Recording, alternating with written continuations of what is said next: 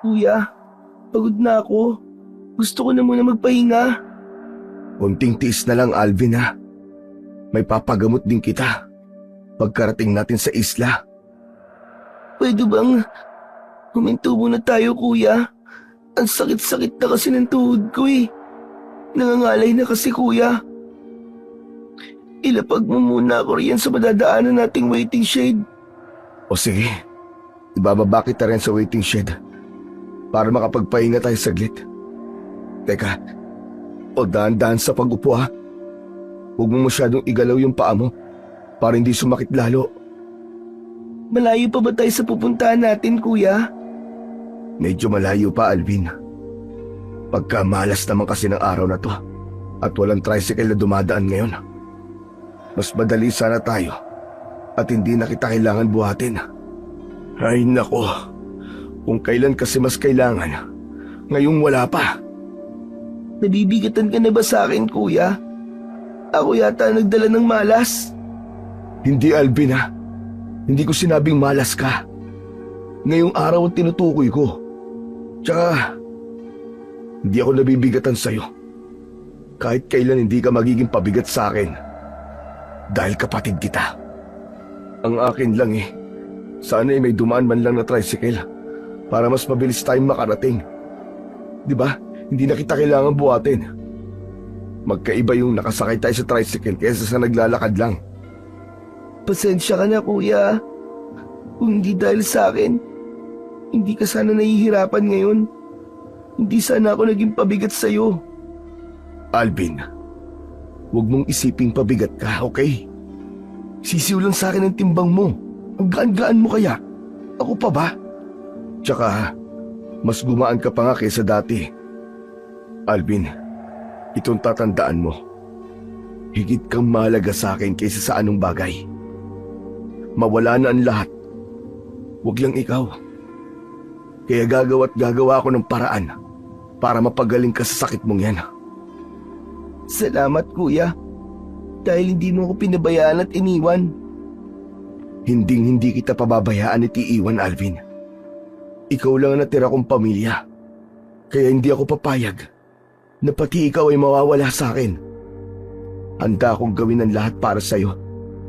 Kuya, paano kung hindi na ako gagaling? Anong gagawin mo? Gagaling ka, Alvin. Gagaling ka. Malaki ang tiwala ko sa Diyos. Alam kong pagagalingin ka niya sa pamamagitan ng isang albularyo. Kaya ano? Sapat na ba ang pahinga mo? Magsimula na tayong maglakbay. 5 taon na ang nakalipas. Simula nang namatay ang kanilang mga magulang sa isang trahedya. Parang sariwa pa rin sa puso ni Daniel ang sakit na dulot ng pagkawala ng kanilang ama at ina. Tanging si Alvin ang nakaligtas sa trahedyang yon. At 5 taon na rin itong daladala ang sakit. Namamaga ng husto ang 2 tuhod at hindi pa gumagaling hanggang ngayon. Maraming beses na silang nagpabalik-balik sa ospital para ipatingin ang kapatid. Ngunit walang makitang dahilan ang mga doktor kung anong uri ng sakit meron ang bata. Maayos naman ang resulta sa laboratorio na isinagawa kaya hindi makapaniwala ang mga doktor sa sinapit ng bata. Isa sa mga doktor ang naniniwala sa makalumang tradisyon ang nagsulsul sa kanila na ipatingin sa albularyo si Alvin dahil maaaring hindi ito basta-basta na sakit lamang, kundi kagagawan ng ibang elemento sa kapaligiran. Matapos ang 10 minutong pahinga, ay isasakay na sana ni Daniel sa kanyang likuran si Alvin. Ngunit natigilan siya nang may tricycle na paparating at huminto sa harapan nilang magkapatid. Si Dindo, ang kanyang matalik na kaibigan, simula pagkabata. "Uy, tol! Saan kayo pupunta? At kasama mo pa to si Alvin, ha?" "Punta kami sa Pantalan, tol. Kaso walang tricycle na dumadaan Kaya binubuhat ko na lang tong kapatid ko." "Nako! Swerte yun, napagawi ako rito. Kaya pala parang may nagtutulak sa akin na dumaan dito dahil may nangangailangan pala ng tulong ko. Pero teka, Anong gagawin niyo sa pantalan? Maliligo sa dagat? Ikaw naman talaga, oo. Sa lawak ng dagat malapit dun sa amin, sa pantalan pa talaga kami maliligo? Pambihira ka. Siyempre, sasakay kami dun ng bangka. Aba, bakit naman? Saan ba ang punta nyo? Huwag nyo sabihin, pupunta kayo sa Isla Margarita. Nakuha mo, Tol. Kaya, makikisuyo sana ako sa'yo na iatid mo kami ni Alvin sa pantalan. Pwede ba? Oo naman, ikaw pa ba? Pero Tol, nandito na rin naman tayo. Pag-usapan na lang natin saglit. Naniniwala ka ba sa albularyo nandun sa isla? Balita ko, baguhan lang daw at hindi kagalingan manggamot. Tsaka ang tamad daw. Ewan ko ba kung bakit nag-aalbularyo yun. Pero ayaw naman seryosohin ang trabaho niya. Ayos lang, Tol. Magaling man siya o hindi. Pupunta pa rin ako doon. Kailangan ko pa rin subukan.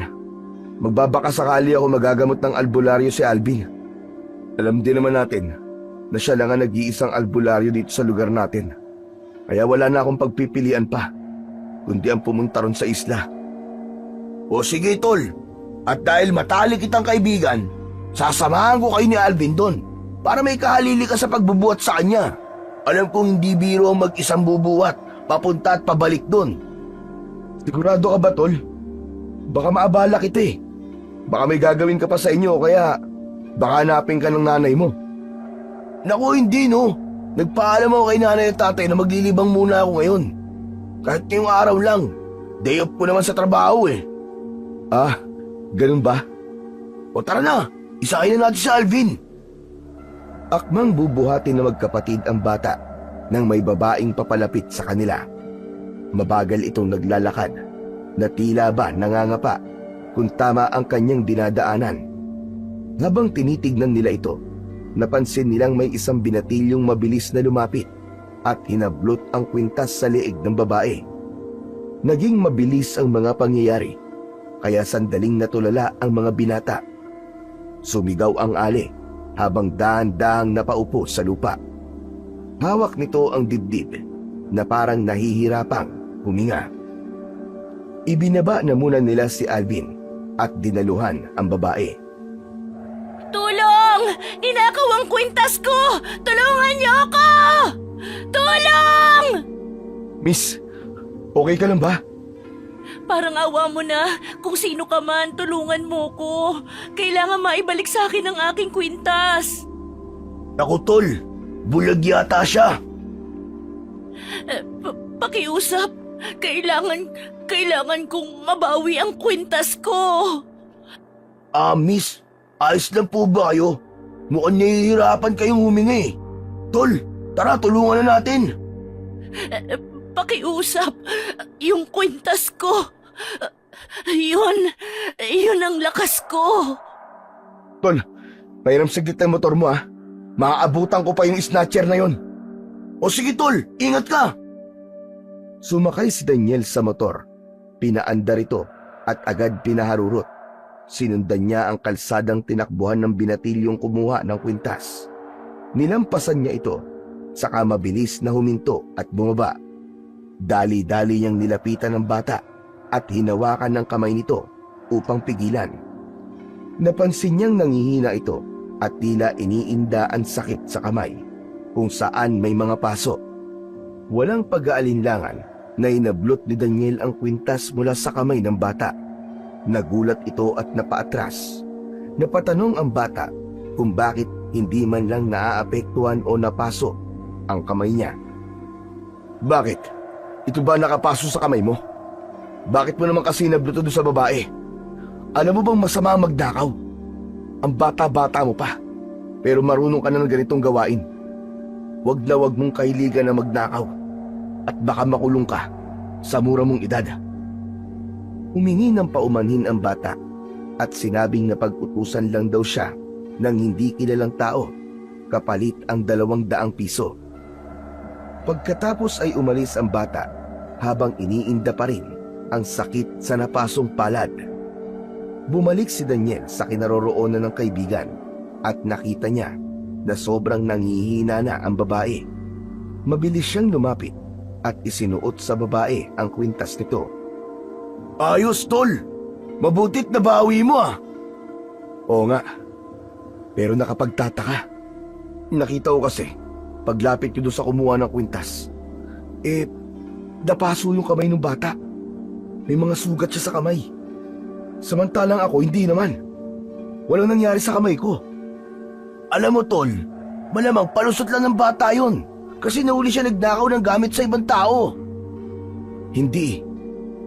Alam ko kung nagsasabi ng totoo o nagsisinungaling ng isang tao. Totoo ang sinasabi niya, tol. Pakiramdam ko, may kakaiba dito. Ang kakaiba sa kanya ay isa siyang bulag at may lakas pa ng loob na umalis ng bahay na mag-isa lang. Dapat may kasama siya, kahit bata man lang naaakay sa kanya. Katulad niyan, may snatcher na bigla na lamang humablot sa kwintas niya. Abay kung wala tayo, malamang wala talagang tutulong sa kanya. Oh, galit ka na yan. Ay, hindi ah. Nagpapaliwanag lang. Ah, ganun ba? O sige pues, huwag ka na munang kumuda at mangus ka dyan. Hindi naman natin alam ang rason kung bakit nag-iisa lang siya. O ayun na. Ayun na tol. Nagkakamalay na. Miss, okay ka na ba? Tol, tulungan mo akong itayo siya. Paupuin muna natin sa tabi ni Alvin. O sige, daan-daan lang. Maraming salamat sa iyo. Kung sino ka man, hindi ko ito kakalimutan. Ay nako, miss. Huwag ka mag-alala. Makakalimutan mo rin siya. Tumahimik ka nga. Ang ingay mo talaga. Ah, miss. Pasensya ka na. Ganyan lang talaga ang kaibigan ko. Maingay. Pero mabait yan. Ah, miss. Ako nga pala si Daniel. At yung kaibigan ko naman na maingay ay si Dindo. Yang nasa tabi mo, siya ang kapatid kong si Alvin. Alam kong bulag ka, miss. Pero at least, alam mo na ang pangalan namin. Sayang, ang ganda mo, miss. Pero bulag ka. May asawa ka na ba? Asawa talaga kagad ang itatanong mo? Hindi pa pwedeng kasintahan mo na? Wala namang masama sa tanong ko ah. O baka naman umaasa ka na single siya. Gusto mo siya, no? Nalabat pair side ka, no? Hoy, tumigil ka! Ang ingay mo talaga. Nakakaya sa kanya yung mga pinagsasabi mo. Wala akong asawa at wala rin akong kasintahan. Ganun ba? Pero bakit naglalakad ka mag-isa? Hindi ka man lang nagpasama sa kapatid o kaya sa nanay mo? Wala na akong magulang at wala rin akong kapatid. Ako lang mag-isa. Ganun ba? Saan ka pala pupunta niyan? Hindi kasi pamilyar ang mukha mo sa akin. Ngayon lang kita nakita sa lugar na ito. Sa Pantalan, pwede mo ba akong ihatid doon, Daniel? Anong gagawin mo sa Pantalan, miss? Magsiswimming ka rin ba doon? Ayun ka na naman sa kalokohan mo, tol eh. Malamang sasakay din ng bangka. Kita mo naman sitwasyon niya, oh. Gusto niya rin gumaling sa sakit niya. Ah, biro lang, miss ah. Alam mo naman masyado akong palabiro eh. Huwag mo seryosohin yung mga sinasabi ko. Ganito lang talaga ako. Kami nga rin eh. Pupunta rin kami sa Pantalan. Kung gusto mo sumabay ka na sa amin. Sige, maraming salamat sa inyo ha. Paalis na sana kami kanina eh. Sakto namang humingi ka ng tulong. O sige, tara na. Tatayo na sana si Rita, ngunit aksidente niyang nahawakan ang tuhod ni Alvin. Mabilis niyang binawi ang kamay dahil nakaramdam siya ng tila kuryente mula roon. Napagtanto niya na may sakit pala ang batang ito at iisa lang ang lugar na kanilang pupuntahan. Bakit po, ate? Wala naman. Tayo na. Sumakay sila sa tricycle at makalipas ang 10 minuto ay nakarating na sila sa maliit na pantalan kung saan may 3 bangka na nakaparada. Binuhat ni Dindo si Alvin pasakay sa bangka habang si Rita naman ay inilalayan ni Daniel upang hindi ito malaglag o mahulog sa tubig. Pinaalala ng driver ng bangka na may kamahalan ang singil nila kung sino man ang magpapatid sa isla lalo na at hihintay nito hanggang makabalik ang pasahero. Sumang-ayon si Daniel at Dindo, kaya pinaandar na ng driver ang bangka. Pero bago pa man itong makaalis, ay may isang pasahero ang humabol. Uy! Mang Pablo! Sa isla ka rin ba? Oo. Kukuha ko ng halamang gamot para sa diabetes na misis ko. Kayo, saan ba ang tungo nyo? Sa isla din po. Ipapagamot ko po itong si Alvin. Nako, hindi mo ba alam na hindi na tumatanggap ng pasyente ang albularyo doon? Bakit daw po? Baguhan lang at hindi siya marunong manggamot. Hindi tulad ng mga nagdaang albularyo na isinasa puso ang panggagamot. Sabi ko na sa'yo, Tol eh. Ano, tutuloy pa ba tayo? Baka ba sayang lang ang pera mo sa pamasahe? Okay kami. Walang mawawala kung susubukan namin. Magmamakaawa ako sa kanya. Pero kung ayaw niya talaga manggamot, kahit bigyan niya lang kami ng mga halamang gamot, ayos na yun. Ako sa inyo, umuwi na lang kayo at baka mapahamak pa kayo doon. Lalo na to si Alvin. Ang balita ko marami raw mga mababangis na hayop sa isla na yon. Ikaw man Pablo, mag-isa ka lang din naman Hindi ka ba natatakot? Nasa malapit lang naman ang kukunan ko ng halamang gamot. Di tulad ng pupuntahan nyo. Malayo yun. Buo na po ang desisyon ko. Dadaling ko po si Alvin doon. Ikaw ang bahala. Alam mo na ang tama't mali. Halos 1 oras ang kanilang biyahe bago tuluyang dumaong ang bangka sa dalampasigan na nagsisilbing entrance ng isla. Pagkababa pa lang, agad silang namangha sa kagandahan ng paligid. Sa paligid, matatanaw ang maraming puno, mga maliliit at malalaki na nagbibigay ng maaliwalas na tanawin. Ang buhangin ay napakaputi at malinis. Walang kahit anong damo o basura na makikita mula sa dalampasigan. Ang tubig sa dagat ay napakalinaw. Kumikislap-kislap sa ilalim ng sikat ng araw. Higit sa lahat, presko at nakaka-relax ang simoy ng hangin na tila humahaplos sa kanilang balat. O ano? Magiwahiwalay na lang muna tayo rito. Sige po. Mag-iingat po kayo, Mang Pablo. Salamat. Kayo rin. Mag-iingat din kayo. Ang ganda naman rito, kuya. Parang ang sarap tumira sa lugar na ito. Di ko nga inaasahan na ganito pala kaganda sa lugar na ito. Kabaligtaran sa mga kwentong naririnig ko sa mga tao. Pangit daw at masukal daw ang kagubatan. Kahit gaano pa kaganda ang lugar, pangit pa rin. Parang kulungan. Maluwag naman Paano naging parang kulungan dito? Malungkot lang siguro ang buhay mo dahil hindi mo nakikita ang mga nasa paligid mo. Magdasal ka na lang na sana kaya kang gamutin ng albularyo, miss. Manalig ka lang, nagagaling ka. Imposible yung sinasabi mo, Daniel. Walang imposible sa taong may taos-pusong pananalig sa puong may kapal. Nasasabi mo lang yan dahil wala kang alam. Teka, nalilito na talaga ako sa iyo, miss Hindi ka naniniwala na gagaling ka, pero nagpunta ka pa rin dito. Ano palang pakay mo sa lugar na to, miss? Bakit ikaw? Wala ka rin namang paniniwala sa kakayahan ng manggagamot dito. Bakit ka pumarito? Ano mo nalaman yan? Tsaka, sinamahan ko lang tong dalawa rito. Masama bang magmalasakit sa mga kaibigan? Hindi. Sige, mauna na ako. Muna lang siyang kausapin, tol.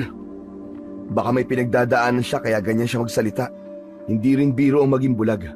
Kahit ikaw siguro ang lumagay sa kalagayan niya.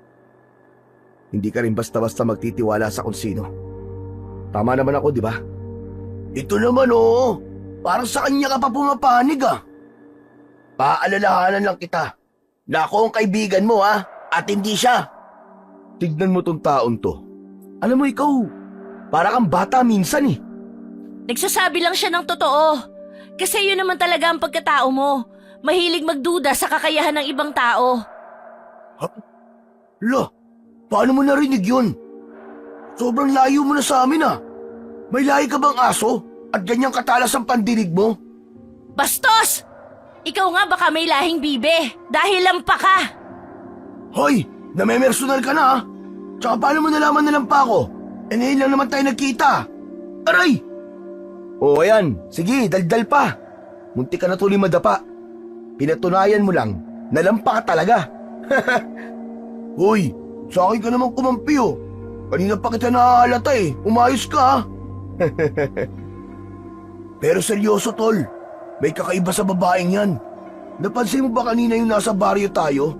Parang mahina siya sa kadahan-dahang naglalakad. Pero nung nandito na tayo sa isla, tignan mo, parang hindi na bulag kung maglakad. Parang hindi na nga kailangan ng tungkod eh. Kalalaking tao pero chismoso. Alam mo bang kaya ko ring ibato sa'yo ang tungkod na ito habang nakatalikod sa inyo? Gusto mo subukan ko?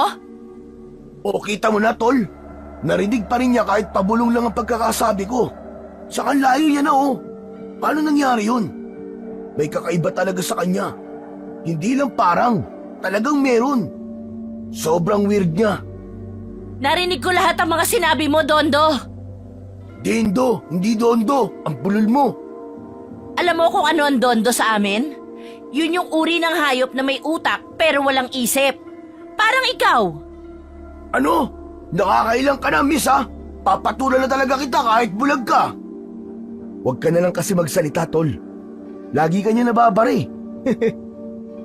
Bakit kasi hindi mo na lang siya alalayan? Papasok na tayo sa gubat.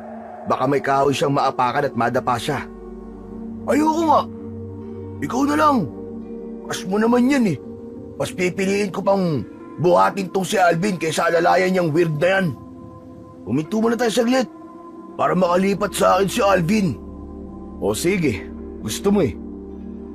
Huminto si Daniel at pinalipat si Alvin kay Dindo. Pagkatapos ay lumapit siya kay Rita at inalalayan ang braso ng babae. Inobserbahan niya ang bawat galaw nito at namangha siya nang humakbang ng malaki ang babae para iwasan ang kahoy na nasa kanilang dadaanan. Napatingin siya ng mabuti sa mukha ni Rita at masasabi niyang bulag talaga ito at hindi nagpapanggap. Pero kanina pa niya napapansin ang mga napansin ni Dindo sa babae. Magkaiba ang galaw nito pagkarating sa isla kumpara doon sa baryo. May dumi ba ako sa mukha at panay ang titig mo sa akin, Daniel? Hindi ah. Pakiramdam mo lang siguro yan. Nakatutok ako sa daan eh. Huwag ka nang magsinungaling. Nararamdaman kong tinitingnan mo ko kanina pa. Paano mo nalaman? Nakikita mo ba? Nararamdaman ko lang. Siya nga pala, miss. Pwede bang malaman ang pangalan mo? Ako si Rita.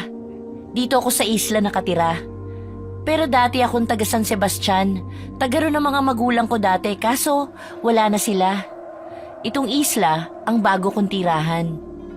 Dito ka nakatira? Paano? Bulag ka. Habang iniisip ni Daniel ang sagot ni Rita, nakarinig sila ng kakaibang ingay.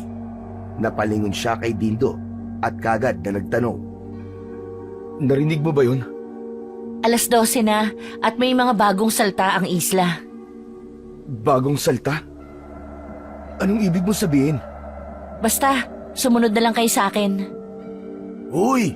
Nakakakaba naman dito! Miss, may aswang ba dito? Meron. Sineryoso mo naman, pambihira ka oh. Nagbibiro lang naman ako eh. Hindi naman totoo yung mga nilalang na yun eh. Totoo sila, Dindo. Hindi mo ba alam? Ang sabi-sabi ng mga taga-baryo natin, yung mga natagpo ang bangkay at nawawalang mga tao ay posibleng aswang ang may kagagawan at hindi mga sindikato. Naalala mo ba yung binalita sa radyo at TV na nahuli ang isa sa mga kidnapper? Kinabukasan, wala na sa kulungan ng taong yun. Sus, nagpapaniwala ka naman at sabihin mo may kapit sa loob ang taong yun kaya sikretong pinakawalan. Hindi tuloy. Tapos, meron din nagsasabi na nakakita sila ng gumagalang nilalang na may malalaking pakpak dun sa atin. Kuya, nauuhaw ako. Saglit lang, Alvin ha. Kukunin ko sa bag ang tubig natin. Saglit silang nagpahinga bago muling nagpatuloy sa paglalakad. Sinundan nila ang daan batay sa direksyon na ibinigay ng mga taong nakarating sa lugar na yon. Ayon sa kanila, sa dulo ng daan, matatagpuan ang bahay ng albularyo. Mahigit 2 kilometro ang kanilang nilakbay bago nila narating ang nag-iisang malaking bahay na may 2 palapag. Ang ibabang bahagi noon ay gawa sa bato, habang ang itaas naman ay yari sa tabla. Kapansin-pansin ang kalumaan ng bahay, ila walang nakatira dito dahil walang halos gamit sa labas, maliban na lamang sa 3 upuan at isang maliit na mesa sa balkonahe. Kapansin-pansin din ang naglalakihang puno ng mga kahoy sa likuran ng bahay, habang nakapalibot sa bahay ang mga puno ng suha. Grabe! Sobrang layo pala dito. Akala ko malapit lang doon sa tabing dagat. Tsaka, mukhang wala namang tao eh. Tignan nyo, nakabukas pa ang pinto tsaka luma na ang bahay. Parang nakakatakot sa loob. Albularyo nakatira dito, tol. Anong aasahan mo? Malay natin, umalis lang para kumuha ng mga lamang gamot para magamit sa panggagamot, di ba? Parang may nakita po ako sa loob. Diyan po sa may pintuan. Malalaman natin yan kung may tao ba talaga. Tao po! Tao po! May tao ba riyan? Tao po! Wala naman eh. Walang sumasagot eh. Malakas na nga ang boses ko eh. Teka, ako naman, susubukan ko.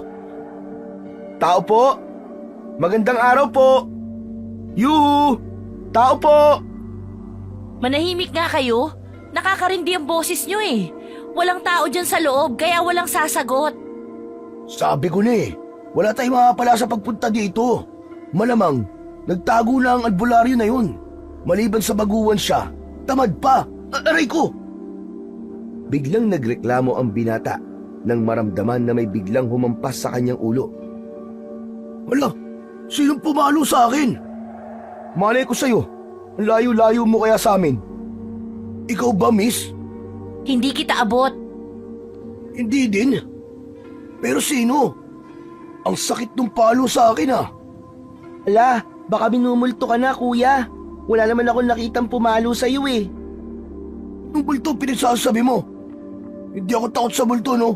Tirik na ang araw kaya walang multo. Takot yun mabilad sa araw eh. Aray! Ano ba? Sino na naman ba ang pumalo sa akin? Ang ingay mo kasi. Kaya yan, nainis sa'yo yung multo na sinasabi mo. Pambira. Ngayon lang ako nakarinig ng multo na takot mabilad sa araw ah. Ang ingay-ingay mo kasi. Naririndi sa'yo ang multo.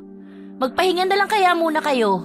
Paupuin niyo muna si Alvin at nangangalay na yan. Parehong nagtaka si Daniel at Dindo nang humakbang papunta sa balkonahe si Rita. Pinagmasdan nilang maigi ang ginawa ng babae at tila ba kabisado nito ang buong bahay. Muling napansin ni Daniel na para bang hindi bulag kung gumalaw si Rita. Sinundan niya ng tingin ang babae hanggang sa pumasok siya sa bahay. Kita mo na, tol. Hindi talaga bulag yun eh. Nagpapanggap lang. Parang nga. Pero nakita mo ba yung mata niya? Bulag talaga siya. Eh paano? Bakit ganyan ang kilos niya? Abay malay ko. Mabuti pa, manahimik ka na lang muna. Sige ka, mamaya, kalabitin ka na naman ng multo dyan. Ikaw din. Pagkasabi nun, muli nilang nakita ang dalaga na lumabas na may bitbit na pitsil ng tubig. Hindi naggagamot ang albularya sa araw na ito. Bukas pa. Mabuti pa dito na lang kayo magpalipas ng gabi. Para bukas magamot na yang si Alvin. Teka, bakit alam mo? Eh wala pa naman yung albularyo ah. Siya lang ang makakapagsabi kung magagamot ba agad si Alvin o hindi. Ako ang albularya ang hinahanap ninyo.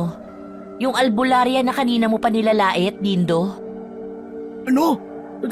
Teka, ikaw yung albularyo? Aba, kalokohan! Ako nga! Bakit ganun? Pambira, hindi ko inaasahan to. Akala ko isang matandang babae ang manggagamot na yun. Matanda tapos baguhan? Alam mo, mahina ka talaga mag-isip, ano? May utak ka pa ba o sadyang wala na talaga? Ang sakit mo naman magsalita. Grabe ka naman sa akin. Di ba pwede nagtataka lang?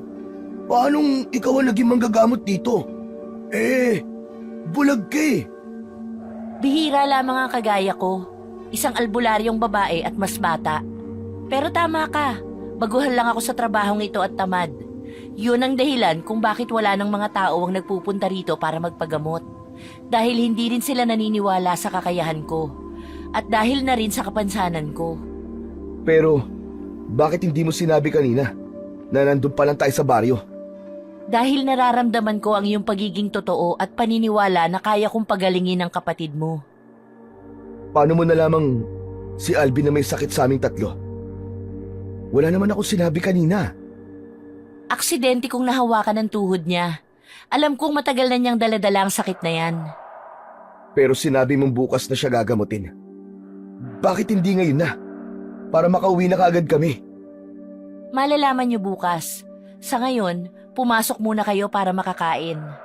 Oo nga pala, ginagawa ko ito bilang pagtanaw ng utang na loob sa pagtulong mo sa akin. Salamat, Rita. Pero may isa pa nga pala akong katanungan. Hindi mo kami kilala. Pero handa kang papasukin kami at pakainin. Hindi mo ba naisip na baka masama kaming tao? Kung masama kayong tao, hindi niyo ako tutulungan na mabawi ang kwintas ko kanina. Kaya alam kong mababait kayo.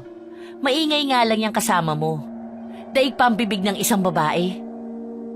Walang nagawa ang magkaibigan, kundi sundin ang sinabi ni Rita na dun muna sila magpalipas ng gabi. Pagkagat ng dilim, ay automatic na umilaw ang solar light sa loob ng bahay at sabay balkonahe. Hindi ganun kalakas, pero sapat na para makita ang bawat sulok ng bahay. Nasa loob ng bahay si Rita, Daniel at Alvin, habang si Dindo naman ay nagpapahangin sa balkonahe. Pinaalalahanan siya ni Rita na huwag tumambay sa labas, pero nagmamatigas pa rin siya sa kagustuhang magpahangin. Habang nagmumuni-muni, ay napansin niya na may dumaan sa harap ng bahay papunta sa likuran. Napatayo siya at sinilip ang parting likuran. Nakita niyang sumilip din yun sa gawin niya, kaya nagtago siya sa may puno.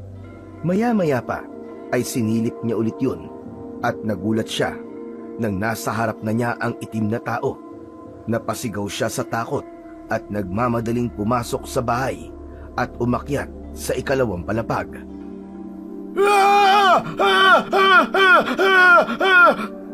Oh, ano nangyari sa'yo, Tol? Bakit ka sumisigaw? Namumutla ka na, oh. Para ka nakakita ng multo, ah. May nakita akong anino sa labas, Tol. Hindi. Parang tao. Isang lalaking nakaitim. Nakatayo sa may puno tapos lumapit sa akin, Tol. Ha? Anino? Tao? Ano ba pinagsasabi mo? Teka, wala naman ah. Totoo, Daniel. Kitang-kita ko ng dalawang mata ko. Nakatayo siya doon sa ilalim ng puno. Hindi gumagalaw. Pero parang nakatingin siya rito. Natakot ako kaya nagtago ako, Tol. Tapos pagsilip ko uli, Tol, nasa harap ko na siya bigla. Wala naman eh. Ikaw talaga, Tol. Baka pagod lang yan o kaya inaantok ka. Ano kaya kung matulog ka na? Kung ano-ano na nakikita mo eh. Hindi, Tol. Nakita ko talaga. At parang ano, Tol? Parang bigla siyang nawala nang kumurap ako. Baka si Rita lang yun. Alam mo naman, bulag yun. Baka napadaan lang at naligaw. Hindi, Tol eh. Nakita ko si Rita kanina bago ako umakyat. Nasa baba siya. At saka kung hindi siya yun. Daniel, maniwala ka naman oh. May tao talaga sa labas. Biglang lumangit-ngit ang lumang kahoy ng sahig sa ibabang palapag ng bahay na para bang may mabigat na hakbang na dahan-dahang naglalakad. Napalunok si Dindo at napatitig kay Daniel habang unti-unti silang kinikilabutan. Daniel, narinig mo ba yun? Oo, parang may naglalakad sa baba. Nakiramdam ang dalawa. Maya-maya pa, nakita nilang si Rita lang pala ang umaakyat. Sabi ko naman sa'yo, Dindo, huwag kang tumambay sa labas. Kung ano-ano tuloy ang nakikita mo. Rita, sabihin mo nga sa amin. Totoo ba ligtas kami rito? May mga multo ba dito sa isla? O ibang nilalang? May mga nilalang dito na hindi mo dapat gambalain. Mababangis sila, pero hindi sila basta nagpapakita kung hindi mo sila tinatawag. Ligtas kayo rito, pero kailangan yung matulog na at huwag nang lumabas pa. Huwag kayong gumawa ng ingay at huwag niyong bubuksan ng pinto kahit anong marinig niyo. Kinabukasan ay maaga silang gumising at kumain ng agahan. Pagkatapos, dinala sila ni Rita sa likurang bahagi ng bahay kung saan nakahilera ang matataas na puno. Sa gitna noon ay may maliit na daan na kasya lang ang 2 tao. 5 minutong paglalakad ay nakarating na sila sa napakagandang lugar. Malaparaisong lugar. Sa gitna ay rumaragasa ang tubig mula sa talon.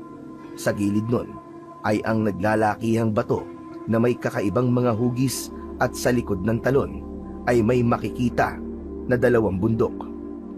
Habang sa paligid ay puno ng maraming uri ng halaman at bulaklak kung saan maraming paru-paro ang dumadapo.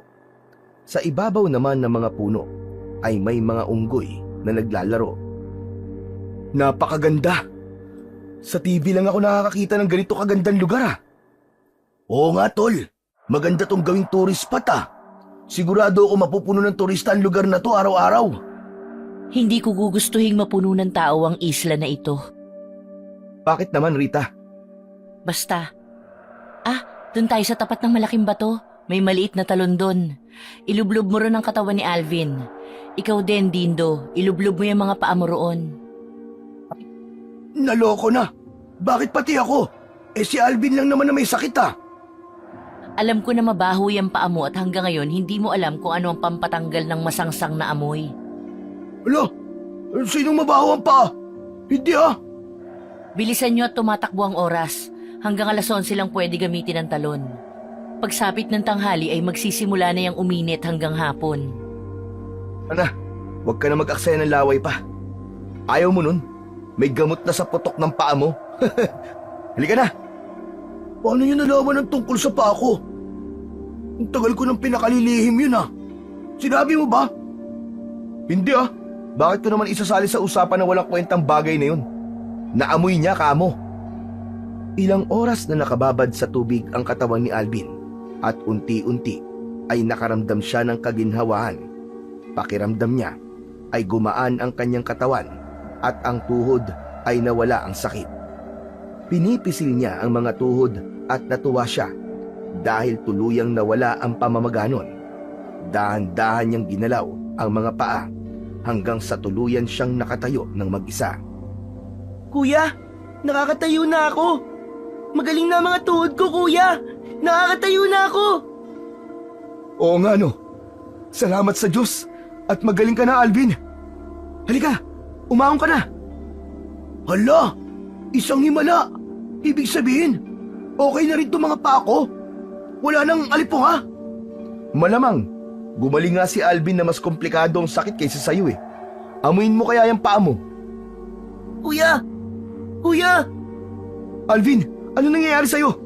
Rita, bakit nanginginig at natumba ang kapatid ko? Para siyang nakumbulsyon, tol. Bakit bigla na lang siya nagkaganyan? Rita, ano nangyari kay Alvin? Bakit hindi ka magsalita? Sabihin mo sa akin! Panahon na para masauli ang bagay na matagal nang nawalay sa lugar na ito. Anong bagay? At anong kinalaman ng kapatid ko sa bagay na yun? Saglit na nangisay-ngisay si Alvin at tumirik ang mga mata. Maya-maya pa ay may nagliwanag sa kanyang bibig at iniluwa ang puting bato. Isang makintab at maliit na hugis oblong. Nakamarka sa bato ang 3 elemento ng mahalagang bagay sa mundo: apoy, hangin, at tubig. Ilang saglit lang ay naging maayos na si Alvin at muling nakatayo. Akin na ang bato. Anong klaseng bato yan? Yan ang tinatawag na mutya ng proteksyon. Yan ang mutya na matagal nang nawalay sa islang ito. Kung isa nga yung mutya ng proteksyon, bakit sakit ang ibinigay niya sa kapatid ko? Bakit hindi na proteksyonan ng mutya na yan si Alvin mula sa sakit? Dahil hindi siya ang itinakdang tagapangalaga ng bato, Daniel. Ang mutya ng proteksyon ay hindi maaaring mapasa kamay ng kahit sino. May tamang taong nakatakdang humawak at gumamit nito. Isa ito sa dahilan kung bakit ako nagpunta sa baryo. Ang kwintas ko ay may kakayahang maramdaman ang presensya ng mutya kapag nasa malapit lamang ito. Ngunit nung magkatabi kami ni Alvin, wala akong naramdamang kahit ano. Siguro ay dahil nasa loob mismo ng katawan niya ang mutya. Ngayon ko lang naunawaan. Kaya pala may kakaibang kuryenteng dumaloy sa katawan ko nang mahawakan ko siya. Pinaparamdam ng mutya na kailangang mailabas ito sa katawan ni Alvin at ako ang dapat gumawa nun. Kailangan ko siyang gamutin. Be, ang haba-haba ng paliwanag mo pero wala akong maintindihan ni isa. Nagkasakit siya hindi dahil masama siyang bata, kundi ang bato mismo ang naghahanap ng paraan upang makabalik dito sa isla. Nakapagtataka nga lang, paano napunta kay Alvin itong bato? 10 taon na simula nung nawala ito eh. 2 taon pa lang nun si Alvin. Nakahiga siya habang naglalaro. Pinaglaruan ko ang batong yan at sa kasamaang palad ay nahulog sa bibig niya. Sinubukan kong ipaluwa sa kanya pero nalunok na niya. Hindi ko sinabi sa magulang namin dahil takot ako mapalo sa katangahan ko na yun. Simula nun, nagkasakit na siya at hindi makalakad. Kaya pala walang makitang sakit ang mga doktor sa kanya. Pero ako ang huling may hawak nito bago ko naiwala nung nakatira pa kami sa San Sebastian. Lihim ko rin niyang kinuha sa bulsa ng pantalon ng lolo ko noon. Paano naman napunta sa iyo ang bato? Nahulog yan ng batang babae doon sa bakuran namin. Kung ganun, ikaw si Margarita? Ang kababata kong kaibigan na hindi na nagpakita? At ikaw si Daniel, ang anak ni Aling Preska at Mang Dionisio? Oo, tama ka, ako nga. Pero Rita, bakit ka nagkaganyan? Hindi ka naman bulag nun, di ba? Ipapaliwanag ko mamaya, Daniel. Sa ngayon ay bumalik na tayo sa bahay. Bilisan nyo! Bakit mamaya pa? Sabihin mo na ngayon. Nagpapasuspense ka pa eh. Nariyan na ang mga aswang. Naaamoy nila ang mutya, kaya bilisan yung tumakbo. Teka Rita, baka madapa ka. Alvin, humawa ka sa kamay ko, dali. Huwag mo akong alalahanin. Kaya ko ang aking sarili. Uy, sandali lang. Ano bang aswang? Magtatanghali pa lang ah. Walang aswang sa umaga. Ano ba naman kayo? Napalingon si Dindo sa bahaging bundok nang makarinig ng ingay mula roon. Nanlaki ang mga mata niya nang makita ang nagliliparan na parang malalaking ibon papunta sa kanila. Nagsisisigaw siya at kumaripas ng takbo kahit nakapaalang. Naiwan ang tsinelas niya sa talon. Kagad kinandado ang pinto at mga bintana pagkarating sa bahay. Hinihingal sila at halos hindi na makahinga dahil sa magkahalong takot at kaba. Ayos ka lang? Ang bilis mo tumakbo ah. Parang hindi ka naman bulag. May mga mata ako, kaya kahit bulag, nakikita ko ang paligid. Kahit ang mukha mo ay kitang-kita ko kung anong itsura. Ano ka mo? Bulag ka pero nakakakita? Ang gulo naman yata nun. Paano nangyari yun? Ano mga yun, Rita? Bakit may mga pakpak? Diyos ko naman, nakakatakot. Parang aatakihin na yata ako sa puso ah. Sila ay isang uri ng aswang na tinatawag na wakwak. May kakayahan silang magbagong anyo at magmistulang hayop para malinlang ang kanilang biktima. Kaya huwag kayong pakakampante. Ang kalahati ng islang ito ay sakop ng kanilang teritoryo. Nakatira sila sa likod ng bundok. Kuya, natatakot na po ako. Paano po kung pumasok sila rito? Huwag kang matakot, Alvin. Hindi makakalapit ang mga aswang sa bahay na ito. Napapalibutan ito ng mga puno ng suha. Isa sa mga bagay na kinatatakutan nila. Hindi nila kayang lapitan ang amoy at katas nito. Ol, anong klaseng lugar ba ito napuntaan natin? May aswang, may wakwak. Ayoko na rito, tol. Gusto ko nang umuwi. Hindi pa ako handang mamatay. Hindi pa ako nagkakajowa eh. Hindi na kayo basta-basta makakauwi. Simula nung pumasok kayo rito sa isla, binabantayan na kayo ng mga aswang. Paano po yung bangkero, Ate Rita? Hindi yun magagalaw ng aswang dahil takot sila sa tubig dagat. Sa kakahapon pa yun umuwi, lalo na at dito kayo nagpalipas ng gabi. Yun naman pala eh. Bakit dito pa kayo nagtayo ng bahay? At hindi na lang doon sa tabing dagat para madali lang makatakas, di ba? Pero di ba, sa gabi lang sumasalakay ang mga aswang? Iyon yung mga napapanood ko sa TV. Ganun yun eh. Sila ang uri ng mga aswang na hindi takot sa araw. Umaatake sila kapag gusto nila. Lalo na ngayon, naaamoy ng leader nila ang mutya ng proteksyon. Gagawin nila ang lahat para makuha ito. Makakahawak ba sila sa mutya na yan? Hindi ba sila mapapaso? Oo, mahahawakan nila ito. Lalo na't sa kanila nagmula ang mutya na ito. Teka, paano sa kanila nagmula yan? Hindi ba yan galing sa mga ninuno niyong mga albularyo? Hindi. Ito ang proteksyon ng mga sinaunang aswang, kaya hindi sila basta-basta matatalo noon. Maging ang lugar na ito ay hindi orihinal na nagmula sa aming mga ninuno. Ang isla na ito ay pugad ng mga aswang. Pero dahil sa kasamaan at pagsalakay nila sa mga taga-baryo, ay pinagtulungan sila ng 4 na veteranong albularyo na antingero upang puksain. Hindi sila naubos at may mga nakatakas. Nagtatago sila sa likurang bundok ng islang ito. Nakuha ng mga ninuno namin itong kalahating lugar ng isla at tinirahan. Para na rin mabantayan ang mga kilos ng mga aswang. Pinili nilang dito magtayo ng bahay dahil narito sa paligid ang mga kasangkapang erbal na ginagamit sa panggagamot. Higit sa lahat, kailangan bantayan ng talon dahil doon nakatago ang isang mahalagang bagay. Nakakatakot dito. Makakauwi pa ba kami sa amin ng buhay? Pwedeng oo, pwedeng hindi. Lalo't agresibo na ang mga aswang na bawiin itong mutya at hindi ko sila magawang labanan na mag-isa. Bakit? Isa kang albularyo, di ba? Sigurado may pinamana silang agimat sa'yo. May kapangyarihang kalabanan sila. Ikaw kaya mag-isang lumaban sa kanila doon, ha, Dindo? Ayoko, ba't ako? Hindi ko sila malabanan dahil hindi ako buo. Nahahati ako sa 2 katauhan dulot ng orasyong sumpa ni Lolo at Lola. Tinanggihan ko ang pagiging isang albularyo noon, kaya hindi ko lubos na magagamit ang kapangyarihan ng mutya. Kaya Barita ang naging pangalan mo. Kung ganun, nasaan ang nagngangalang Marga? Bakit wala kami nakikitang kasama mo rito? Napakatalino mo, Daniel. Wala kang pinagbago. Oo, siya ang may pangalang Marga at siya rin ang nakita ni Dindo kagabi doon sa labas. Si Marga ang nagtataglay ng karunungan at pursigido siya sa pagiging albularyo. Siya ang espiritong gumagabay sa akin habang nandirito ako sa isla. Higit sa lahat ay siya ang naging mata ko kahit saang sulok man ako magpunta sa lugar na ito. Kaya pala bigla ka na lang umastang nakakakita pagdating dito sa isla. Oo. Mamayang gabi, ipakikilala ko sa inyo si Marga. Pagsapit ng gabi, ay tinawag ni Rita si Marga at lumapit ang isang aninong babae.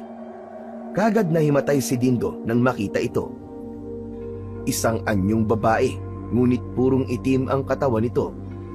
Nagmimistula lamang siyang hangin sa araw at makikita naman ang anyo bilang isang tao sa gabi.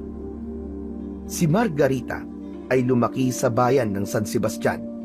Lumaki siya sa piling ng lolo't lola, ang mga magulang ng kanyang ina. Pero nung pumanaw ang mga ito, ay kinuha si Margarita ng kanyang ama at dinala sa isla. Siya ang natitirang tagapagmanang albularyo sa kanilang lahi. Ngunit ayaw tanggapin ni Margarita ang nakaatas sa kanya at gusto lamang manirahan sa baryo at sundin ang kanyang mga gusto. Kaya napilitang gumamit ng orasyon ang kanyang lola Pasing at lolo Embo. Isinuot sa kanya ang mutya ng kaluluwa, kasabay ang orasyon, at nahati sa 2 ang katauhan niya. Si Rita ang may-ari ng katawan, at si Marga ang gabay diwa na makikita bilang anino. Pero sa kasawiang palad, ay naging bulag si Rita. Sa ganitong paraan, ay maiiwasan niyang isipin o unahin ang makamundong pagnanasa. Mabubuo lamang sila oras na matanggap ni Rita ng buong puso ang kanyang katauhan at maunawaan ng mabuti ang tungkulin at layunin ng kanilang lahi, ang magligtas ng maraming buhay at panatilihin ang kapayapaan sa Isla Margarita at sa iba pang mga lugar. Nakapagsasalita ba siya? Hindi, Daniel. Nag-uusap lamang kami sa pamamagitan ng isip. Siya rin ang dahilan kung bakit hindi ako makalayo sa islang ito. Pero, nakatawid ka papunta sa baryo, di ba? Oo, pero limitado lang ang araw ko noon. Namiss ko lang ang buhay ko sa baryo nung kabataan kaya pumaron ako ng isang araw. Dati sinubukan kong tumakas sa islang ito, pero muntik na akong mamatay. Doon ko nalaman na hindi ako mabubuhay ng matagal kapag wala si Marga at hindi rin ako makakakita kapag wala siya. Hindi kasi siya makaalis dito sa isla. Sa madaling salita, nakatali ang buhay ko sa islang ito. Ang kwintas sa suot mo. Para sa naman yan? Ito ang nag-uugnay sa buhay naming dalawa. Ito rin ang proteksyon ko sa mga aswang para hindi nila ako malapitan. Kapag nawala sa akin ito, manghihina ako hanggang sa mamatay. Maging siya ay maaaring maglaho oras na mamatay ako. Makapangyarihan ang mutya na ito, pero wala itong pakinabang sa kamay ng ibang tao. Lalo na ang mga taong may masamang hangarin. Tulad nung bata na kumuha niyan. Napaso ang kamay niya. Huwag mo na akong pagalitan, Marga. Nakuha naman agad ni Daniel ang kwintas eh. Anong sabi niya? Sinesermonan niya ako. Saka, salamat daw sa pagtulong mo. Wala yun. Tumigil ka, Marga. Huwag mo nga ako ipahiya. Bakit daw? Ha? Wala. Huwag mo nang pansinin. Hala, totoo ba siya? Isang taong anino? Maaawakan ba siya? Aray! Aray, namalo pa! Teka! Ikaw ang pumalo sa akin kahapon, no? Siya nga, hindi niya nagustuhan ang mga sinabi mo kahapon, kaya nagalit siya. Aba, malay ko ba na ikaw pala ang albularyo na hinahanap namin? Akala ko kasi, magpapagamot ka rin eh. Sana sinabi mo kagad kahapon para maiwasan kong magbitaw ng mga salita na hindi maganda. Kung sinabi ba niya kahapon, Kuya Dindo, maniniwala ka? Tatawanan mo lang siya. Kasi, isa siyang bulag. Oo nga no, di ko kagad naisip yun ah. Mabuti pa ang bata, marunong mag-isip eh. Para kasintu-sintu kasi. Matulog na kayo at matutulog na rin ako. Dahil bukas, bago sumikat ang araw, babalik ako sa talon. Huwag lang kayo lumabas ng bahay para walang maging problema. Bakit? Ano ang gagawin mo ron? Delikado, baka inaabangan ka ng mga aswang. May kailangan akong kunin doon. Saka huwag kayong mag-alala dahil ligtas ang mga oras na yun. Sige na, bababa na ako. Di kagad nakatulog si Daniel habang iniisip ang kanilang sitwasyon ngayon. Marami ang naglalaro sa kanyang isip at isa na ron ay kung paano kumbinsihin si Rita na tanggapin ng buo ang pagiging isang albularyo. Sa ganung paraan ay makakalaya sa sumpa ang babae at hindi malalagay sa alanganin ang kanilang buhay. 3 oras lang ang itinulog ni Daniel at pagsapit ng 5:00 ng madaling araw ay bumaba na siya sa silong. Saktong bumukas naman ang pinto sa kwarto ni Rita. Nagtaka ang babae nang makita siya. Daniel? Anong ginagawa mo rito? Gusto kitang samahan sa talon, Rita. Hindi ako mapalagay na pabayaan ka mag-isa na pumunta ron. Pero baka mapahama ka kung magkataon na may panganib, Daniel. Walang pinagkaiba sa panganib na naghihintay sa amin kapag ikaw naman ang napahamak doon. Kaya payagan mo na akong sumama sa'yo. Sige na, Rita. Bulag ako sa paningin mo, Daniel. Pero nakikita ko ang matinding pag-aalala sa mukha mo. Kaya, sige, sumama ka kung yun ang gusto mo. Pagkalabas nila, ay medyo madilim pa ang paligid. Hinawakan ni Rita ang kamay ni Daniel na nagbibigay ng kakaibang init sa pandama ng lalaki. Ang init nun ay para bang nagkonekta sa katauhan nilang dalawa at sapat na para matanggal ang lamig na dala ng umaga. Nag-init ang pisngi ng lalaki sa ginawa ni Rita. Napakagat ito sa ibabang bahagi ng kanyang labi habang pasulyap-sulyap ng tingin sa magkahawak nilang mga kamay. Kaya nang magtanong si Rita, ay nagulat siya at halos mabulol. May gusto ka sa akin? Na love at first sight ka sa akin? Maraming beses na kitang nakita na tinititigan mo ko. Ano kasi? Ang ganda mo kasi, Rita. Bakit ka uminto? Gusto ko lang makita ng harap-harapan ng pamumula ng pisngi mo. Tara na, magpatuloy na tayo. Talaga bang nakikita mo ko? Kung anong itsura ko? 'Di ba, sabi ko naman sa inyo, hanggat narito ako sa isla, nakikita ko ang lahat ng bagay sa tulong ng presensya ni Marga. Kahit yung makakapal mong kilay na halos magtagpo, kitang-kita ko yan. Sabi nila, seloso raw ang taong magkarugtong ang kilay. Totoo kaya? Ikaw ba ay seloso rin? Hindi ko alam kasi hindi pa naman ako nagkakaroon ng kasintahan. Talaga? Kung ganun, ako ang una mong magiging kasintahan? Ha? Ano? Papayag ka na maging tayo? Oo naman. Kasi gwapo ka at mabait. Nagustuhan din naman kita agad nung una kong makita ang mukha mo pagdating natin dito sa isla. Sino bang mag-aakala na ikaw pala ang Daniel na kalaro ko noon at nangangakong pakakasalan ako paglaki? Naaalala mo pa pala ang pangako kong yun sa'yo? Siyempre, ang pangako ay pangako. Isa yun sa dahilan kung bakit ayaw kong tanggapin ang hinabilin sa akin ni Lolo at Lola. Kasi baka hindi mo na ako pakasalan at ayawan mo na ako kapag magiging ganap akong albularyo. Lagi ko yung iniiyakan noon kaya lagi din akong tumatakas para pumunta sa baryo. Wala namang masama sa pagiging albularyo Mas mabuti nga yun May gagamot sa mga tao kapag may nagkakasakit, di ba? Simula ngayon, tatanggapin ko ng responsibilidad na nakapatong sa mga balikat ko. Pag-aaralan ko palalo ang panggagamot at ipagpapatuloy ang nasimulan ng aking mga ninuno. Kailangan ko yakapin ang katauhan kong ito dahil layunin ng mga katulad namin ang magligtas ng buhay. Kung ikaw ay tanggap ang pagkatao ko, bakit ako hindi, di ba? Mabuti naman. Masaya akong marinig yan mula sa'yo, Rita. Nandito na tayo at may isa akong itatanong sa'yo. Kaya mo bang tuparin ang ipinangako mo sa akin noon? Tutuparin ko yun. At handa akong mahalin ka. Kahit sino. At ano ka man. Kaya mo bang manumpa sa harap ng sagradong talon na ito bilang patunay? Sumusumpa ako sa harap ng talon na to. Lalo na sa Diyos. Nanda akong tuparin ang binitiwan kong pangako sa noon. Pakakasalang kita at mamahalin. Sasamahan sa lahat ng laban at hamon sa buhay. Hinding-hindi kita iiwan, Rita. Buhay ko ang itataya ko bilang selyo sa pangakong ito. Matapos manumpa ay isang liwanag ang nakita sa ilalim ng tubig sa gitna ng talon. May kung anong bagay ang nagliwanag mula roon at kailangan itong kunin ni Daniel.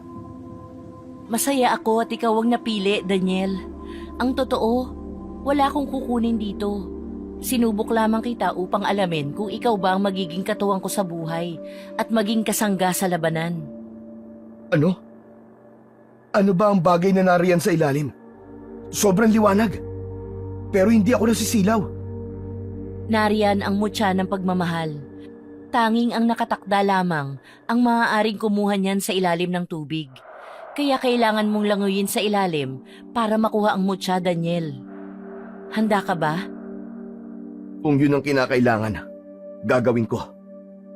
Mag-iingat ka. Tandaan mo, magkasama nating lalabanan ng kasamaan. Kailangan nating iligtas ang nakararami at pangalagaan ang mga mahal natin sa buhay. Hinubad ni Daniel ang kanyang damit pang itaas, saka lumusong sa tubig. Hindi naging madali sa kanya ang pagkuha sa mutya dahil dumaan muna siya sa pakikipaglaban sa tubig. Maraming beses siyang inanod pabalik, ngunit hindi siya sumusuko. Ginamit niya ang kaalaman tungkol sa paglangoy. Hindi niya maaaring salubungin ang mga alon dahil hindi siya magtatagumpay at mauubos lamang ang lakas niya. Lumangoy siya sa pinakailalim ng mga bato, saka lumangoy papunta sa kinaroroonan ng kumikinang na mutya. Matagumpay niya itong nakuha at agad-agad tumigil ang nagwawalang alon.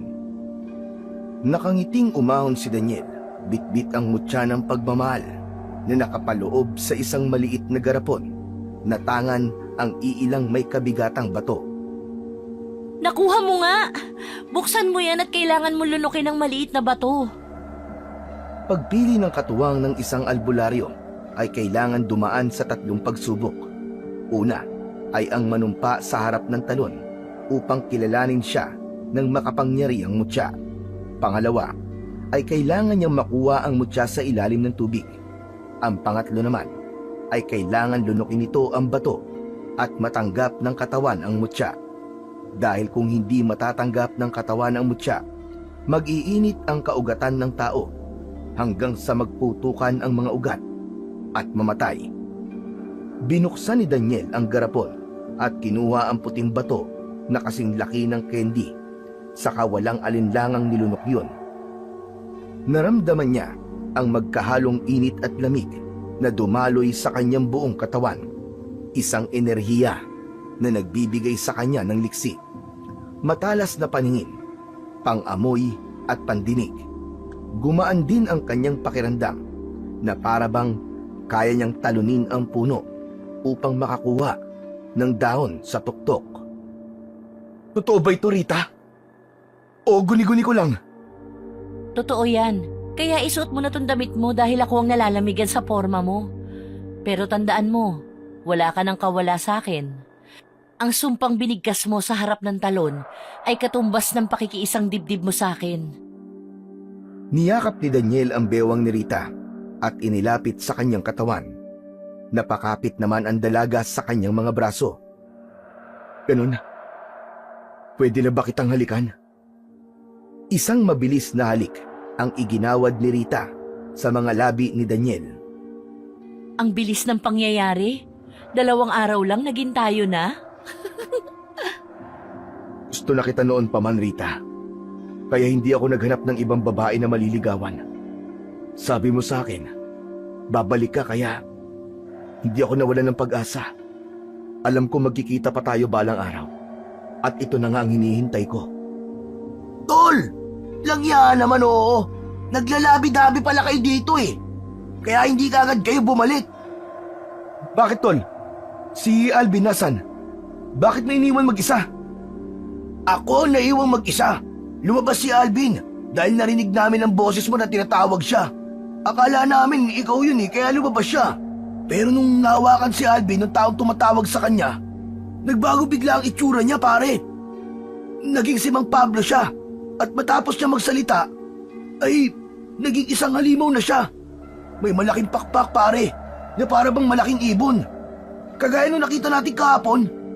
Pero naiiba siya, tol. Dahil magkahalong pula, itim, at dilaw ang kulay niya. Sinasabi ko na nga ba't may kakaiba sa lalaking kasama natin kahapon sa bangka? Sigurado may kinalaman sa kanya yung bata na kumuha ng kwintas ko. Pero bakit hindi ko naramdaman ang babala mula kay Marga? Dapat nagpaparamdam siya sa mga nangyayari sa paligid. Daniel? Bakit mo ako tinitingnan? Nakikita ko siya sa katawan mo, Rita. Hindi na siya nagpaparamdam dahil buo na kayong dalawa. Ikaw na ulit si Margarita. Kaya pala biglang bumigat ang pakiramdam ko kanina. Pero kalaunan ay gumaan din. Magandang balita yan. Pero pwede bang kumilos na tayo at iligtas na natin ang kapatid mo? Sabi kasi naman Pablo, kung gusto natin iligtas si Alvin, magtungo daw tayo sa kabilang bukid kasama ka. Kasama ka, Rita. At alam mo raw ang hihingin niyang kapalit. Ngayon natin masusubukan ang kapangyarihan ng mag-asawang albularyo. Kailangan muna natin bumalik sa bahay. May kukunin tayo. Umalik sila sa bahay at kinuha ang nakatago na 2 pares ng espada. Ito ang gagamitin ni Daniel at Rita upang labanan ang mga aswang. Binigay naman kay Dindo ang tungkod na ginagamit ni Rita. Hindi ito isang ordinaryong tungkod dahil may basbas ito mula sa mga veteranong antingero at albularyo. Kaya nitong patumbahin ang masasamang nilalang sa pamamagitan ng kuryente mula roon kapag ihahampas ito sa kanila. Kinuha naman ni Rita ang mutya ng proteksyon at hinubad ang mutya ng kaluluwa. Pinagdikit niya yon at isang nakakasilaw na liwanag ang lumabas roon. Nang mawala ang liwanag, ay naging isa ang 2 bato. Sinuot itong muli ni Rita at ito ang kanyang magiging agimat. Naglakbay sila papunta sa kabilang bundok kung saan naroon ang bukid na nagsisilbing kuta ng mga aswang. Masukal at halos walang madaanan papunta sa bundok. Sa kanilang paglalakbay ay nakasagupa nila ang iba't ibang klase ng mga hayop. Mga aswang na nagbabalat kayo bilang hayop sa kagubatan. Ano ba naman to, tol? Wala man lang kadaan-daan. Saan ba sila dumadaan kapag umaalis? Ang tanga naman ng tanong mo, tol. May pakpak sila. Malamang lumilipad lang. Di nila kailangan maglakad. Sa layo ba naman ng lugar na to? Tsaka mga aswang sila, tol. Malalakas sila. Mag-iingat kayo. Hindi lahat ng nakikita natin ay totoo. Marami sa kanila ang nagtatago sa anyo ng isang hayop. Kung makasagupa kayo ng wakwak, puntiryahin niyo ang kanilang mga mata o ngipin. Dahil yun ang kahinaan nila, maliban sa pagputol ng ulo at pagsaksak sa puso. Uy, tignan nyo oh! May mga kuneho! Ang cute! Dindo, huwag mong lapitan ng mga yan. Bumalik ka rito! Kukuha lang ako ng isa saglit. Dindo, sa kanan mo! Hindi napansin ni Dindo ang biglaang pagsugod ng dambuhalang baboy damo. Binangga siya nito at tumilapon sa hindi kalayuan. Mabilis naman na kumilos si Daniel at parang hangin ang bilis. Tinalunan niya ang baboy ramo at sinaksak sa likuran. Humihiyaw ito ng dahil sa sakit hanggang namatay at bumalik ang totoong anyo nito sa pagiging isang wakwak. Aray ko! Aray! Ang sakit ng balakang ko! Siraulong baboy damo yun ah! Kasasabi ko lang, Dindo. Makinig ka naman para hindi ka mapahamak. Alam nila na paparating tayo kaya lahat ng panganib ay nakaabang na sa atin. Pasensya na, Rita. Hindi na mauulit. Kaya nilang kontrolin ang mga uri ng hayop. Kaya sana huwag kang magpalinlang. Tara na, mukhang malayo pa tayo. Nagpatuloy sila sa paglalakbay at narating nila ang paanan ng unang bundok. Sa kasunod nitong bundok ay maaaring naroon na ang kampo ng mga aswang. Naalerto silang tatlo nang may malalaking ibon na nagliliparan sa impapawid. Ito ay isang grupo ng mga wakwak na nag-aabang sa kanilang pagdating. Kagad nagtago sa likod ng puno si Dindo sa pag-aakalang susugod ang mga aswang. Pero dumaan lang ang mga ito at bumalik sa pinanggalingan. Sa kanyang pagtatago ay nakakita siya ng maliit na baboy ramo na kumakain ng dahon. Sa sobrang inis niya sa baboy ramong dumambas sa kanya kanina, ay hinataw niya kagad ito ng tungkod sa may bandang puwet ng baboy ramo. Sumigaw ito sa sakit at pumaripas ng takbo. Napailing na lamang si Rita at Daniel sa ginawa ni Dindo. Kala mo ha? Nakaganti rin ako. Langya, kawawang biik, nakakita ng sintu-sintong kalaban. Normal na baboy ramo lang yun. Pero mas mabuti na kaysa maunahan. Bakit ba? Gumanti lang naman ako eh. Kala nila ah. Masakit pa rin ang balakang ko hanggang ngayon ah. Magdidilim na nang makarating sila sa pangalawang bundok. Nararamdaman na ni Rita ang puwersa ng kadiliman na bumabalot sa lugar na yon at naaamoy na ni Daniel ang masangsang na mga baho nito na nagtatago sa mga talahiban. Maya-maya pa ay isa-isang naglabasan ang mga aswang at pinalibutan silang tatlo. Mahigit 20 ang nakapalibot sa kanila at halos naglalaway na ang mga ito. Sabik na sabik, nakainin sila. Tol! Walang iya! Ang dami nila! Kaya ba natin to? Hindi to panahon para maging duwag, tol. Dahil higit pa rin ang kakaharapin natin mamaya. Kaya gawin mo ang lahat para iligtas ang sarili mo. Lumaban tayo hanggat may hininga. Magtiwala ka lang sa amin ni Margarita. Tandaan nyo ang mga itinuro ko sa inyo. Lalo ka na, Dindo. Magtiwala ka sa tungkod. Higit sa lahat, magtiwala ka sa sarili mo. Unang sumugod ang dalawang aswang, kaya sinalubong ito ng atake ni Daniel. Gamit ang dalawang espada, ay napatumba niya ang dalawang aswang sa kasumugod sa iba.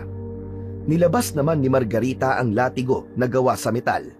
Manipis at maliit lamang ito, ngunit malalapnos ang balat kapag ito ay tumama sa kalaban.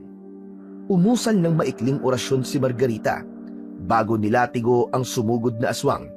Natumba ito at hindi na nakabangon. Isinunod niya naman ang isa pang nagtangkang sumugod sa likuran ni Daniel.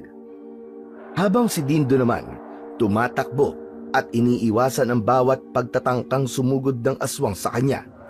Naalala niyang may kapangyarihan pala ang hawak niyang tungkod, kaya ipinalo niya ito sa aswang at nangisa ito sa kuryente mula sa bagay na yon. Nagkaroon siya ng tapang at lakas ng loob upang harapin ang marami pang mga aswang. Gabi na, nang mapatumba nila ang lahat ng aswang, saka nagpatuloy para hanapin si Alvin at ang lider ng mga aswang. Nakarating sila sa harap ng kuweba at sa gilid nun ay merong tila isang piging kung saan maraming lamesa na gawa sa kawayan, ngunit ni isa ay walang naroon. Maraming pagkain ang nakahain at halos lahat yun ay karne ng tao. May isang buong tao na ginawang lechon ang nakapatong sa isang lamesa. Sa kabila naman ay tinadtad na katawan ng isang tao, nakakadiring pagmasdan at halos masuka si Dindo. Hinanap ng paningin ni Daniel ang kapatid, ngunit hindi niya ito makita. Pablo! Lumabas ka! Ilabas mo ang kapatid ko, hayop ka! Walang sumasagot, ngunit maya-maya pa ay isa-isang naglabasan ang mga kampo ni Pablo. Halos hindi mabilang sa dami ang mga ito na nakapalibot sa kanila. Marami din sa mga ito ay nakatambay sa ibabaw ng mga puno at naghihintay ng hudyat para sa isang pagsalakay. Maligayang pagdating sa aking teritoryo, Daniel! Isang maotoridad na boses ang umalingaw-ngaw sa paligid na nagmula sa bukana ng kuweba. Lumabas doon si Mang Pablo habang hawak ang isang tungkod na may bungo ng tao sa tuktok nun. Umupo siya sa kanyang trono na gawa sa bato at kagad sinilbihan ng mga alipin. Nagsalin ng sariwang dugo ang alipin sa baso ni Pablo at kagad niya yung nilagok. Nasaan si Alvin? Ilabas mo siya, demonyo ka!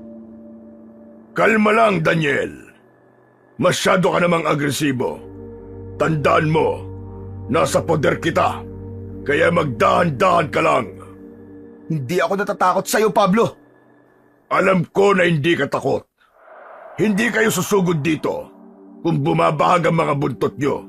Pero syempre, magtatapang-tapangan ka dahil may kasama kang albularyo. Kaso nga lang, isang baguhan at bulag pa. Anong magagawa niya? Huhulaan niya kung kailan ko kayo kakatayin? Mahirap ngumuya na walang laman ng bibig, Pablo. Tandaan mo yan. Huwag kang pakasigurado na hindi ka namin kayang itumba. Nagpapatawa ka talaga, Daniel. Kung baril sana yung dala nyo, siguro ay matatakot ako. Pero anong magagawa ng tungkod na hawak niyang kasama mo? Pati ang espada mong yan, ipanghihiwa mo ba yan ng karne? Mas mabuti pa siguro ay sabayan mo kami sa aming pagdiriwang. Dahil ngayong gabi, maibabalik na sa amin ang makapangyarihang bato na hawak ng bulag na yan. Paano mo nasasabing ibibigay ko sa iyo ang mutya ng proteksyon? Ilabas mo na si Alvin, Pablo. Tama na, satsat mo! Daniel! Alam mo na ang magiging kapalit sa kapatid mo. Batid ko kung gaano mo kamahal si Alvin. Mahalaga siya higit kanino man at sa anumang bagay. Kaya't kunin mo sa babaeng yan ang bato at ibigay sa akin kapalit sa buhay ng kapatid mo. Ibibigay ko sa iyo ng buong buo si Alvin at hahayaan kong makauwi kayo sa inyo ng buhay. Paano kung hindi ko susundin ang gusto mo? Alam mo na ang mangyayari kapag sinuway mo ako, Daniel. Binigyan na kita ng pagkakataon para mabuhay. Binalaan na kita noong nakaraan na wag na kayo magpatuloy dito at manatili na lamang sa baryo. Pero ngayon, nilagay mo sa alanganin ang buhay niyo magkapatid at magkaibigan. Pero sige, bibigyan ko ulit kayo ng pagkakataon. Basta sundin niyo ang kondisyon ko. Tol, niloloko ka lang niya. Huwag ka magpadala, huwag ka maniwala sa demonyong yan! Dindo, alam kong mahal na mahal mo ang iyong ama, hindi ba? Gusto mo pa ba siyang makita? Anong ibig mo sabihin? Hawak ko ang ama mo. Sinundan ka niya rito sa isla. Pero maswerte ako at una kami nagkita. Isinama ko na siya bilang pabor sa'yo. Anong ginawa mo kay tatay? Nasaan siya? Ilabas sa mga bihag! Kuya! Kuya, tulungan mo kami, kuya! Kuya, tulungan mo kami! Alvin! Pablo! Pakawalan mo sila! Tayo magtuos! Bakit parang atat na atat kang tapusin ang buhay mo, Daniel? Naiinip ka na ba? Tol! Paano si tatay at Alvin? Kailangan natin silang iligtas! Alam ko, kaya humanda ka. Daniel, sundin mo na ang gusto niya. Kunin mo ang kwintas. Pero hingin mo silang dalawa bilang kapalit at kailangan siya mismo ang kukuha. Dindo, humanda ka at sasagipin natin sila. Kailangan mo lang tamaan si Pablo sa tungkod na yan. Ito na, Pablo. Ibibigay ko to. Kapalit sa 2 buhay na hawak mo. Ikaw ang kumuha nito. Magkaliwaan tayo. Bakit naman kita susundin? Ako ang masusunod dito at hindi ikaw. Sige, kung mamamatay lang din kami rito, mas mabuti na rin na hindi ka magtagumpay. Ihuhulog ko sa apoy ang batong ito. Daniel, huwag kang tanga. Bato yan. Hindi yan matutunaw sa apoy. Tama ka. Ang bato, kahit sunugin, ay mananatiling bato. Pero kung ano man ang kapangyarihang merong to, alam mong lahat ay maglalaho. Oras na mapunta to sa apoy. Huwag! Huwag! Sige! Pagbibigyan na kita! Pagbibigyan na kita! Pagbilang ko ng 3, ibabato ko sa itong kwintas. Maganda kayo. 1, 2, 3! Tatay! Alvin! Yuko! Hinagis ni Daniel ang kwintas papunta kay Pablo at kasabay nun ang pagyuko ng 2. Buong lakas na ibinato ni Dindo ang tungkod kay Pablo, kaya nakuryente ito at tumilapon. Kaya naman tumakbo si Alvin at ang ama ni Dindo papunta sa kanila. Sa mabilis na pagkilos ni Daniel ay nabawi niya ang kwintas at ang tungkod. Ibinalik niya sa leeg ni Rita ang kwintas, saka humarap kay Pablo na ngayon ay nanlilisik na ang mga mata. Astuso ka, Daniel. Binigyan mo lang ako ng dahilan para tapusin ka ng tuluyan. Walang kasiguraduhan ng buhay namin sa mga kamay mo, Pablo. Alam kong tuso ka rin at hindi marunong sumunod sa usapan. Mabibiyag mo rin kami oras na makuha mo ang bato. Kaya ipagbabakasakali na lang namin ang mga buhay namin upang labanan ka. Lalaban kami hanggang kamatayan. Tapusin sila! Alvin, pumagit na kayo! Huwag na huwag kayong lumayo sa amin! Sabay-sabay na sumugod ang mga aswang at isa-isa ring bumagsak sa lupa matapos tamaan ng espada ni Daniel. Habang si Dindo ay pinoprotektahan ang kanyang ama at si Alvin, ang bawat pulupot ng latigo sa leeg ng aswang ay naghihiyaw sa sakit ang mga ito at hindi na magawang lumaban ng maayos. Lalong nagalit naman si Pablo dahil paubos na ang kanyang mga alagad. Hindi niyo ako matatalo! Ipapatikim ko sa inyo ang bangis ng kamatayan! Unti-unting nagbago ang anyo ni Pablo. Dinoble ang taas at laki ng mga ordinaryong aswang. Ang kanyang mga mata ay lumaki na parang mata ng ahas. Lumabas ang mahahaba niyang pangil at tumutulo ang laway. Mahaba at matutulis ang kanyang mga kuko. Nagmukha siyang isang malaking paniki na may pakpak ng higanting ibon. Humiyaw ng malakas ang halimaw at nagbuga ng malakas na hangin na hindi kayang suungin ng kahit na sino. Daniel, ngayon na! Pagsamahin ang puwersa ng 2 agimat! Magkasabay silang bumigkas ng orasyon at pumesto si Daniel sa harapan at sa likuran naman si Rita. Nabalot ng puting enerhiya ang katawan ni Daniel, habang nababalot naman ng dilaw na enerhiya ang katawan ni Rita. Sinimulang itaas ni Rita ang kanyang mga kamay, saka ibinaba ng pabilog bago ipinasa kay Daniel ang nilikha na malaking bola ng enerhiya. Sumugod si Daniel gamit ang mabilisang pagkilos at tinamaan ng 2 beses ng espada ang katawan ng halimaw. Hindi natinag ang halimaw at sumugod ito gamit ang mahahaba nitong mga kuko. Ngunit bawat pagkalmot at pagtangkang pagkagat niya kay Daniel ay hindi tumilab dahil sa proteksyon na nagmumula sa kapangyarihan ni Rita. Isang proteksyon na hindi kayang tibagin ng anumang sandata o orasyon. Oras na magsama na ang 2 kapangyarihan mula sa mutya ng proteksyon at mutya ng pagmamahal. Nakahanap ng pagkakataon si Daniel upang patamaan ang mga mata ng halimaw, kaya nahirapan itong makakita, at sumunod ay isang napakalakas na sipa ang kanyang pinakawalan sa bibig nito. Dahilan para sumabog ang bunganga nito at nalagas ang mahahabang pangil. Hindi na pinatagal ni Daniel ang labanan. Inipon niya ang kanyang buong lakas at itinarak ang kanyang espada diretso sa puso ng halimaw na agad nitong ikinahina. Bumalik na sa tunay na anyo ang wakwak. Naghihingalo ito hanggang sa tuluyan ng malagutan ng hininga. Mga salbahe kayo! Ang dapat lang sa inyo mamatay! Mga salbahe! Mga kampo ni Satanas! Patuloy na pinaghahampas ni Dindo ng tungkod ang huling aswang na kanyang nakalaban, habang may 3 aswang naman ang nakatakas at mabilis na lumipad palayo. Ang galing! Para po kayo mga superhero, Kuya Daniel, Ate Rita. Ayos! Para ako nanonood ng palabas sa TV. Ayos ka lang ba, Alvin? Hindi ka ba nila sinaktan? Ayos lang po ako, Kuya.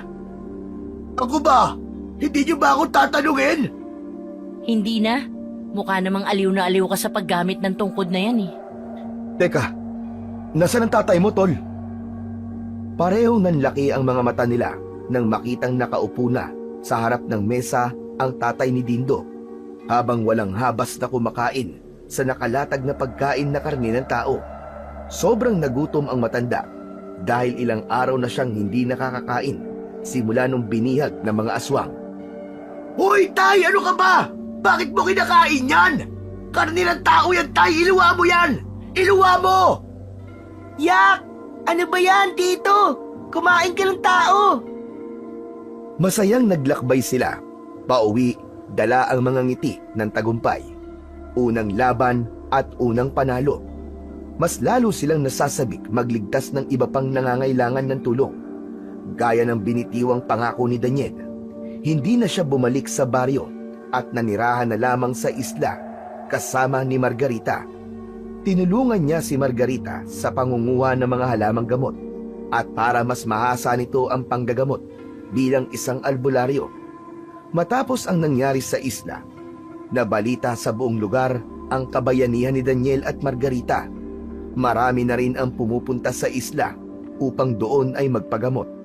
Maging ang nagmula sa malalayong lugar ay dumadayo na rin sa isla para lang magpagamot at gumaling sa pamamagitan ng mag-asawang albularyo. La? Ano to? Ginto? Oo, ginto yan. Marami dyan. Patingin! Patingin ako! Saan mo nakuha to? Dito. Sa ilalim ng tubig. Tara, sumisid pa tayo! Siguradong yayaman tayo at makakabili ng sasakyan para service dito. Ang layo kasi ng lakarin eh. Oo nga, mahal. Bakit hindi natin naisip yun? Kasi, kontento na tayo kung anong meron sa atin ngayon.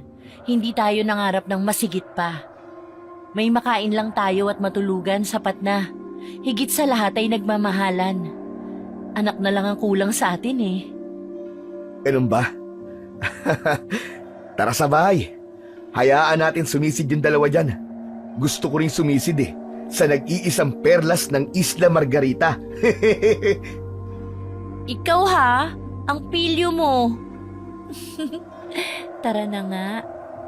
Yun! Ayos! Diyan muna kayo ha! Matapos ang lahat ng pinagdaanan nila sa isla, Napagdesisyonan nina Daniel at Margarita na bumalik sa baryo upang ipagpatuloy ang kanilang buhay doon.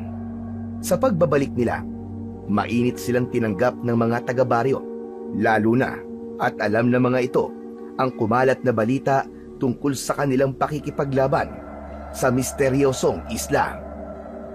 Di nagtagal, nagpakasal din sina Daniel at Margarita sa isang simpleng seremonya sa munisipyo na dinaluhan ng kanilang mga malalapit na kaibigan at pamilya. Sa harap ng batas at ng kanilang mga mahal sa buhay, sila ay nanumpa ng walang iwanan, magkasama sa hirap at ginhawa hanggang sa huling hininga.